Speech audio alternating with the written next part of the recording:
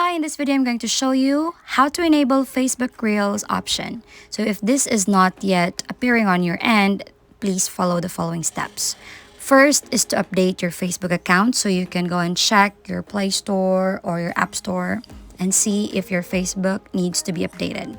And once it has been or it is updated, then you can now click open to open your Facebook account, and then make sure that it's in a professional mode for you to see that Reels are available. But if not yet, you have to take a screenshot of your profile, tap the three horizontal bars on the upper right, and then go tap on help and support.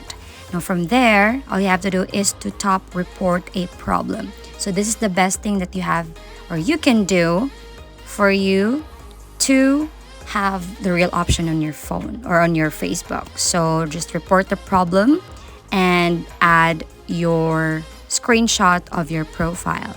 Now be mindful that it takes 72 hours for them to respond and solve or resolve your report. So once the document or your screenshot has been uploaded, all you have to do is to describe the issue that you want to get Facebook Reels on your profile. So it's finalizing, and after that it will be reported. So that's it. If you find this helpful, don't forget to give it a like and subscribe for more updates.